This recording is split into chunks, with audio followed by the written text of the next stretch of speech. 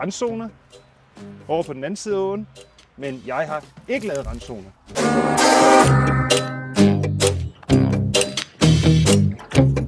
Jeg synes, det er lidt fjollet, for at sige det sådan lidt. Det er lidt åndssvagt. Randzoner. Dansk landbrugs varmekartoffel.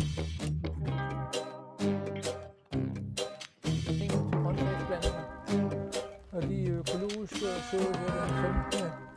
marts, som vi allerede høstede omkring. Vi har randzoner, fordi det siger loven, vi skal. Siden loven for første gang blev vedtaget, har landmændene været pålagt at lave en 10 meters dyrkningsfri zone mellem mark og vandløb. I den 10 meter randzonebræmme må der hverken gødes, dyrkes eller sprøjtes. Fra 1. august i år er loven imidlertid blevet ændret. Efter pres fra landbruget og landbrugets brancheorganisationer har man nu valgt at halvere antallet af randzoner. Det er dog ikke nok, mener Jens Ole Pedersen, der er planteavlschef for Gefion. Troede, at de skulle halvere randzoner, de skulle gå fra 10 til 5 meter, og det havde mange rigtig håb på, og de ville gerne køre ud og pløje de her 5 meter randzoner op, og så noget i. Bevæge sig ind. 1, 2, 3, 4, 5, Søren Moslund Larsen har lavet sine randzoner. 9, 10. Der er i hvert fald i. Søren Moslund Larsen er økologisk landmand. Han forpagter jord af Ringsted Kommune, men han har svært ved at se logikken i de 10 meters randzoner. Lige de 8 meter, eller 10 meter, som det er nu blevet af, hvor det kommer fra. Altså det, jeg ved ikke rigtig, hvad det er. Det virker som noget skrivebordsmarkværk. Heller ikke Merete Styksen, der er forsker ved Landbohøjskolen i København, kan se mening med de 10 meters randzone. Men der er der også, hvis man kigger i litteraturen, så er der både randzoner på 3 meter og på 5 meter. Så jeg kan sige, 10 meter er ikke noget helligt tal.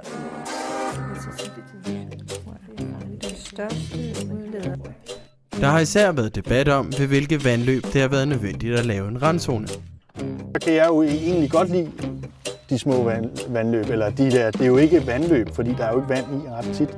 Det er jo mere en grøft. Og den behøver ikke være dybere end den plovfure i det her. Altså, men så er den stadigvæk med på randzonekortet. Og hvad skal den så? Er det sådan en grøft, eller er det en plovfure, eller hvad er det for noget? Ikke? Altså, landmanden Peter Kjær er bestyrelsesmedlem i foreningen Bæredygtigt Landbrug. Det er jo dejligt at se, hvor mange forskellige planter der kommer. Der er jo både tisler og høj græs, så det er et helt herbarium med ukrudt. Det er så også meningen, at man skal slå det, hvis det skal være helt rigtigt. Hvis man skal følge lovgivningen, når man laver randzoner. Denne forening har længe kæmpet for helt at afskaffe randzonerne. Hvad har jeg gjort? Jamen, jeg har slet overhovedet ikke kigget på Naturerhvervsstyrelsens kort over, hvor der skal være randzoner.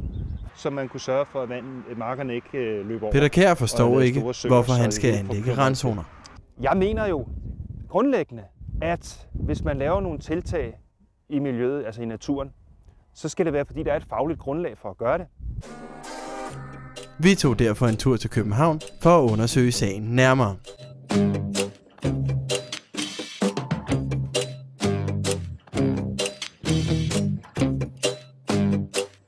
Sten Gade, der er SF's klima-, energi- og erhvervsordfører, mener ikke, at der kan være diskussion omkring de 10 meter randzoner. Det er jo en beregning, det er jo en saglig beregning, som ligger, som alle er enige om.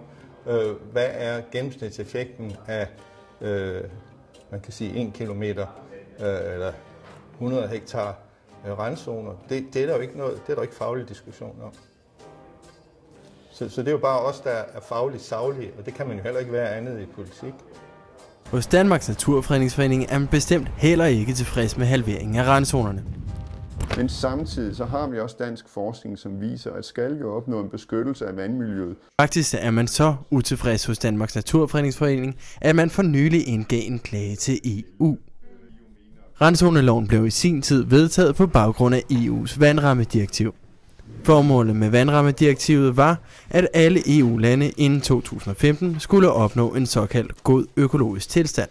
Hos Danmarks Naturfredningsforening mener man, at de 10 meter er fuldstændig ufravigelige. Så skal vi op til 10 meters afstand, for at vi har en sikker beskyttelse af vandmiljøet. Her ser man nemlig masser af grunde til at bevare den 10 meters randzone. De mindsker udledningen af næringsstoffer, kvælstof og fosfor til vandmiljøet. Det siger sig selv, at de arealer, som ligger tættest på vandet, det er også dem, der belaster vandet mest. Også Enhedslistens Per Clausen er utilfreds med regeringens halvering af randzoner. Enhedslisten ser det nemlig som en klar svækkelse af Danmarks klimaindsats. Vi synes sådan set, at regeringen skulle have stået fast på, at de gevinster, som man havde forsøgt at nå på natur- og miljøområdet, de skulle fastholdes. Tilbage i Ringsted er der fortsat stor tvivl om, hvor randzonerne skal ligge. Det store problem med randzonerne, det er, at vi ved ikke, hvad for nogle steder vi 100% skal lægge ud, og hvad for nogle steder vi ikke skal lægge ud. Merete Styksen, der er seniorøkonom og professor ved det Natur- og Biovidenskabelige Institut på Københavns Universitet, har fulgt udviklingen i randzonelovgivningen. Hun mener, at man med tiden er nået frem til en løsning, der ikke tilgodeser hverken miljø eller landbrug. Formålet med randzonerne er skiftet flere gange undervejs. Randzonerne skulle langs de danske vandløb virke som et filter. Tilbage i 2007, de dokumenter, der lå der er det tydeligt, at randzonerne er lavet som et middel til at kontrollere overfladisk afstrømning. Merete Styksen mener dog ikke, at det er ligegyldigt, hvor man placerer randzonerne. Man har en græsstribe, der skal virke som et filter, så når vand og jordpartikler kommer løbende hen over overfladen, så skal det filtreres fra i de her striber. Men det kræver, at man placerer randzonerne der, hvor overfladisk afstrømning forekommer, og ikke bare sådan over det hele. Altså der skal man vælge de rigtige placeringer til det her. De er jo endt som sådan en hverken fugl eller fisk, hvor man gik fra at have det som et fosformiddel, og så blev det et kvælstofmiddel, og så skulle det pludselig have effekt på pesticider, og så skulle man også kunne gå tur.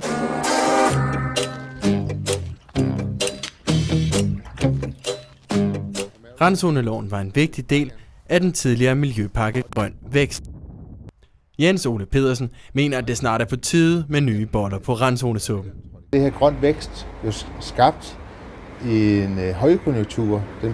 De første planer blev skabt i 2008, hvor alt bullerede derudad af. Vi havde mangel på arbejdskraft, vi havde masser af penge, og så blev man lidt mere ydmyg overfor, at ting skal komme et sted fra, at vi skal kunne producere varer og så videre. Så det er skabt på en højkonjunktur, hvor man vidste lidt realitetschancen. Også Peter Kjær mente, at Grøn Vækstpakken ville have store konsekvenser for landbruget. Peter Kjær gik sammen med en masse andre landmænd i demonstration mod pakken Grøn Vækst. Den her pakke, der hedder Grøn Vækst, hvor i randzonerne de indgår, der gjorde jeg det sammen med 2 kammerater for 3-4 år siden, at vi sagde, nok er nok, og nu ser vi, hvor stor utilfredsheden er blandt vores danske kollegaer med hensyn til de her miljøkrav, der kommer. Så vi spurgte om vores kollegaer i Danmark, de har lyst til at møde op på Christiansborg med en traktor hver, og så sige, nej, nu vil vi ikke finde os i mere. Og det viste sig så at blive en kæmpe succes, i hvert fald hvis man måler på antallet af landmænd, der var utilfredse. Fordi det endte med, at der var flere tusind landmænd inde på Rådhuspladsen og inde foran Christiansborg, og 500 traktorer, der lukkede både broer og færgeovergangen i et helt døgn. Så i den forbindelse må man sige, at der var sammenhold.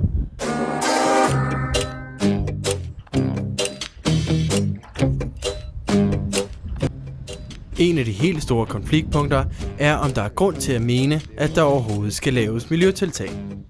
Så er det jo forbudt at sige i den debat, der er i Danmark, at den tilstand, vi har nu, er god nok. Jeg synes faktisk, at vi har en rigtig, rigtig fin tilstand i vores natur i dag. Landbruget føler sig jo dybt krænket, og det er jo sørgeligt nok, fordi der er mange landmænd, der faktisk har den opfattelse, at de ikke forurener, at de kun bidrager til samfundet. På den almindelige produktionsjord, der vil vi gerne have lov til at dyrke jorden. Det er derfor, landmanden har købt den, og det er derfor, han er blevet landmand, og det er ikke for at lægge den hen i bragtlignende tilstand. For landmand betyder randzoneloven, at de må tage rigtig mange hektar landbrugsjord ud af produktion. Det er jo på sin vis Bent O. Jensen, der er økologisk landmand. 47 hektar på Strandegård, som er med i randzoner, som vi ikke kan dyrke. Det er meget mad, der kunne dyrkes på de hektar. Selvom halvering af randzonerne gør miljøforkæmperne sure, gør det nødvendigvis ikke landmændene gladere. For at gøre nogen halvt glade og andre meget utilfredse, så kan man lige så godt tage et standpunkt, i stedet for at være kan man sige, en tøsdreng ikke at få lavet de ordentlige beslutninger. For at forbedre randzonelovgivningen, mener Merete Styksen, at man skal gå ind og se på, hvor randzonerne bliver placeret. Jeg mener ikke, at man har været inde i en vurdering, hvor man så har kigget på, om denne her landudtagning er optimal, eller om der var andre steder, man kunne tage land ud. Den mening deler også Søren Moslund Larsen. Så det er jo en af de ting, der er fuldstændig endnu mere blødt ved de her randzoner, at vi ikke kan etablere noget, som er godt for det dyreliv, der er lige på det specifikke sted. Det kan også være, kan jeg rigtig godt lide, og det er jo også derfor, jeg ligger. Men det jeg så opponerer lidt imod, det er måske, at det er så tvunget, hvor det ligger, fordi altså selve effekten af den kunne være lige så stor langs med skovkanten derovre. Måske større end da. Den kunne også ligge et sted, hvor jeg normalt havde vand på marken næsten hver vinter. Der kunne man også lægge et areal ind, hvor man sagde, jamen der lader du gro til og har noget diversitet der. Ifølge Merete Styksen vil det have konsekvenser for miljøet, hvis man vælger at halvere antallet af randzoner. Hun mener derfor, at man bør følge det op af et andet miljøtiltag. Hvis du lader alt andet være lige, og du fjerner de der randzoner, jamen, så får du vel en lidt større udledning, fordi vi begynder at dyrke de 25.000 hektar igen. Men følger man det op af noget andet regulering, som jo er planen her i forbindelse med Natur- og Landbrugskommissionens rapport, så er det jo ikke sikkert, at man ender et dårligere sted.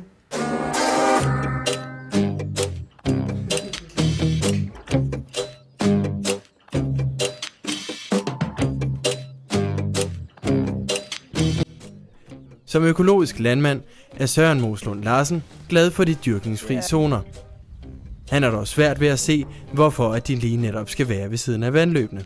Når den ligger her, og det hele ligger her, så har jeg jo svært ved at få nyttedyr op til min anden ende af marken. Jeg kunne måske godt tænke mig at have delt lidt op, så jeg havde noget op i den ende også, så vi fik spredt det lidt ud. Og det tror jeg egentlig også dyrene ville synes om, at de kunne færdes frit over et større areal. I stedet kan det være nødvendigt at gå ind på hvert enkelt landbrug og finde ud af, hvor det giver mening at lave en dyrkningsfri zone. Tvære det samme ud over det hele. Så de ting, der er tilbage nu, de kræver efter min mening en meget mere lokal tilgang. Hvor man kigger på, hvordan de enkelte bedrifter ser ud, og hvordan jordene og topografien og hvad de har af dyr, altså hvordan det hele skal strikke sammen omkring dem. Hos Danmarks Naturfredningsforening mener man til gengæld, at de 10 meter er ufravigelige. Det nytter ikke noget at lave mindre afstand til nogle vandløb, fordi så får vi altså de her stoffer, uønskede stoffer, som ender i vandløbet. Der er faktisk nogle vandløb, som i forvejen var undtaget, og det er i forvejen problematisk nok for os.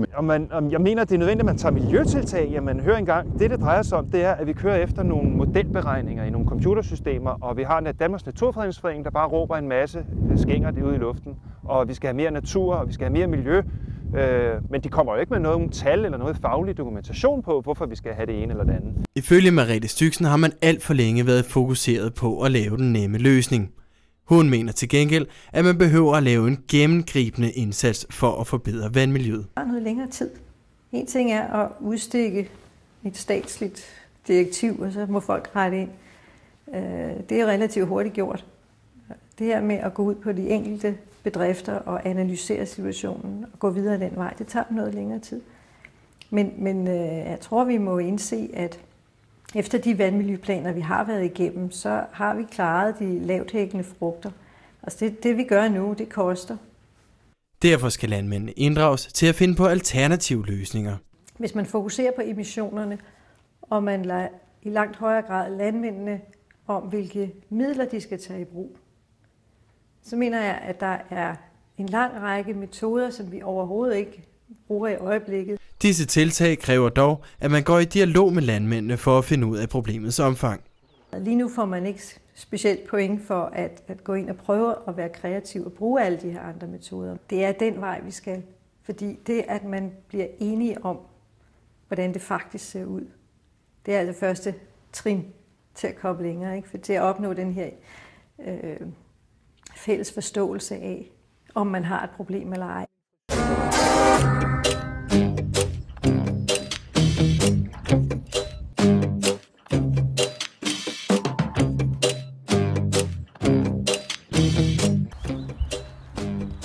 Ja, altså 50.000 er jo bedre for naturen end 25.000, men jeg synes jo, det er mere vigtigt, at de 25.000 er gode, end det er 50.000 dårlige.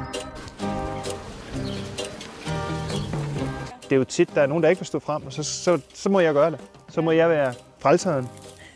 Ham, der redder det hele. Og redder dansk landbrug. Det bliver bare ikke i min tid, tror jeg. Bliver det optaget? Jeg redder dansk landbrug. Og han har randzoner. Jeg har ikke randzoner.